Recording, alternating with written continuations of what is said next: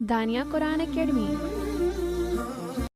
یہ قرآن وہ رستہ دکھاتا ہے جو سب سے سیدھا ہے، اور مومنوں کو جو نیک عمل کرتے ہیں بشارت دیتا ہے کہ ان کے لیے اجر عظیم ہے۔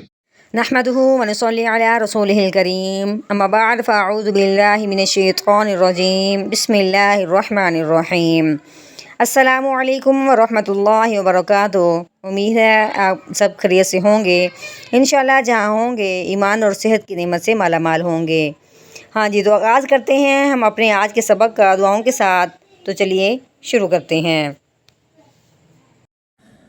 اللہم صلی علی سیدنا و مولانا محمد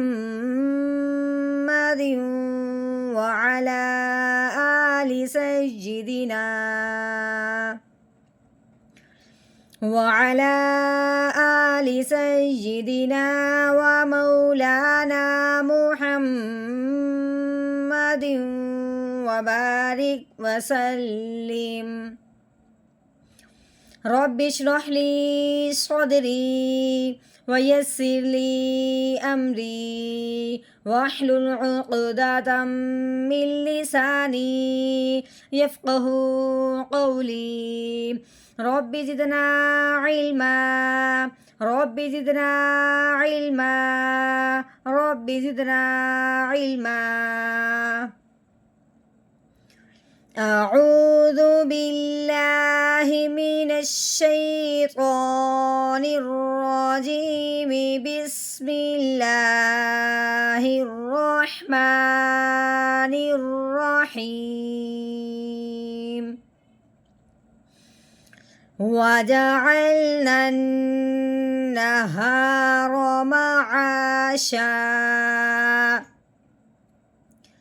واجہ واؤ کے اوپر شاد ہے، یعنی کہ واؤ مشدد ہے، ٹھیک ہے، یہ آیت کا پہلا حرف ہے۔ اب ہم نے کیا کرنا ہے کہ اس شاد کو اب ہم نہیں پڑھیں گے کیونکہ یہ آیت کا پہلا حرف ہے، تو اس لیے اب ہم نے کیا کرنا ہے، اس کی صرف زبر پڑھنی ہے۔ واؤ زبر وا، جیم کے اوپر زبر ہے، جو آیت کا پہلا حرف ہوتا ہے نا مشدد، اس کا کیسے پڑھنا ہے، کیوں پڑھنا ہے، کیوں نہیں پڑھنا، یہ ہم پیچھے اس کی ویڈیو بنا چکے ہیں۔ اب ہم اس کو یعنی صرف اس لیے بتا رہے ہیں کہ جس نے اگر سمجھنا ہو اس کے بارے میں تو وہ پچھلی ویڈیو دیکھ لے سکتا ہے، ٹھیک ہے۔ جیم زبر جا، واجا، عین کے اوپر زبر، آگے لام کے اوپر جزم آنے کی وجہ سے لام ساکن ہو گیا۔ عین لام زبر عل، واجا عل۔ ہاں جی، یہ نون ہے، آئے کیا ہے الف، الف سے پہلے حرف پہ کیا آ گئی زبر۔ تو اب ہم نے یہاں پہ یہ ذکر کرنا ہے، جاننا یہ ہے کہ یہ جو الف ہے یہ الف وصل ہے۔ الف کیا ہے؟ الف وصل، یعنی کہ وصل والا الف۔ اب وصل والے الف کا مطلب کیا ہے؟ سب سے پہلے جو لفظ وصل ہے نا اس کا مطلب جانو۔ ہم یہ جانتے ہیں کہ جو وصل ہے اس کا مطلب ہے ملنا جلنا، جڑ جانا، ٹھیک ہے۔ اب یہ جو الف وصل ہوتا ہے یہ تین طرح کا ہوتا ہے، یا تو وہ کلمہ کے بالکل شروع میں آئے گا، یا بالکل کلمہ کے درمیان میں آئے گا، یا کلمہ کے بالکل آخر میں آئے گا، ٹھیک ہے۔ اگر تو یہ کلمہ کے شروع میں آئے تو وہ گر جاتا ہے، اگر وہ کلمہ کے درمیان میں آئے تو وہ کیا ہوتا ہے، لکھنے میں تو آتا ہے لیکن پڑھنے میں نہیں آتا، وہ آگے مل جاتا ہے، وہ الف وصل جو ہے وہ آگے مل جانا، مل گیا، ٹھیک ہے۔ ملنا اس طرح ہوتا ہے کہ اس کی صرف زبر پڑھی جاتی ہے، الف نہیں پڑھا جاتا، الف نہیں پڑھا جاتا، صرف زبر پڑھی جاتی۔ اب زبر نون کے اوپر ہے، اب ہم نے صرف زبر کو آگے لے کے جانا ہے، جو الف وصل ہے گویا کہ وہ مل گیا، ٹھیک ہے۔ اگر ہم نے اس کو اب کلمہ کے آخر میں لے کے آئیں، یا اسی کو اگر ہم کلمہ کے آخر میں بنا کے وقف کر دیں تو پھر وہ الف پڑھا جاتا ہے۔ کلمہ کے شروع میں آئے حمزہ الف وصل گر جاتا ہے، کلمہ کے درمیان میں آئے تو مل جاتا ہے، کلمہ کے آخر میں آئے وقف کی صورت میں آئے تو پھر وہ پڑھا جاتا ہے، یعنی ایک الف کے برابر لمبا کیا جاتا ہے۔ اب یہ کلمہ کے درمیان میں لے کے آ رہے ہیں، اگر ہم یہاں پہ وقف کرتے بھی ہیں، وجعلنا کرتے بھی ہیں، تو یہاں پہ پھر ہم کیا کرتے ہیں، وجعلنا پہ اب ہم وقف کر دیتے ہیں تو پھر یہ الف پڑھا جائے گا، ٹھیک ہے، وجعلنا. لیکن اب ہم اس کو ملا رہے ہیں، ملانے کی وجہ سے یہ کیا ہو جائے گا، الف وصل جو ہے وہ الف نہیں ملے گا، گر جائے گا. تو اب یہ گرے گا نہیں، وہ آگے مل جائے گا. اب ہم نے کیا کرنا ہے، نون نون زبر نن وجعلنا، نون مشدد تھا یعنی کہ نون کو اوپر شاد تھی، جس کی وجہ سے اب ہم نے غنہ کیا ہے، نن، ٹھیک ہو گیا.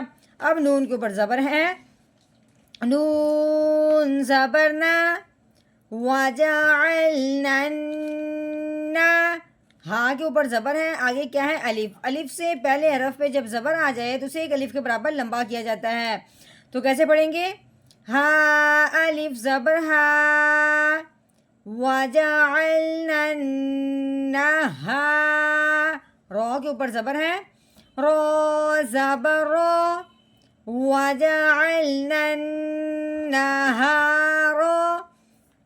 میم، میم کے اوپر زبر ہے، میم زبر ما، عین کے اوپر بھی زبر ہے، آگے کیا ہے، الف. الف سے پہلے حرف پہ جب زبر آ جائے تو اس کو ایک الف کے برابر لمبا کیا جاتا ہے، عین الف زبر آ ما. شین کے اوپر دو زبر، شین کے اوپر دو زبر ہیں یعنی کہ شین کے اوپر تنوین ہے. اب ہم نے کیا کرنا ہے، شین کے اوپر تنوین ہے، آگے وقف ہے، اس لیے اب ہم نے کیا کرنا ہے، پہلے تو ہم اس کو پڑھیں گے لیکن وقف کی صورت میں اس کو ہم بدلیں گے. شین دو زبر شن معاشن.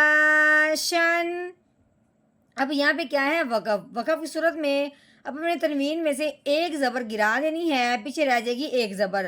جب ایک زبر رہ جائے گی تو ساتھ میں کیا آیا ہوا ہے، الف. تو قاعدہ جاری ہو جائے گا کہ الف سے پہلے زبر آ جائے تو اس کو ایک الف کے برابر لمبا کرتے ہیں. تو کیا قاعدہ جاری ہوگا، شین الف زبر شا والا قاعدہ، یعنی مد کا قاعدہ. آگے وقف، معاشا معاشا وجعلنا النهار معاشا.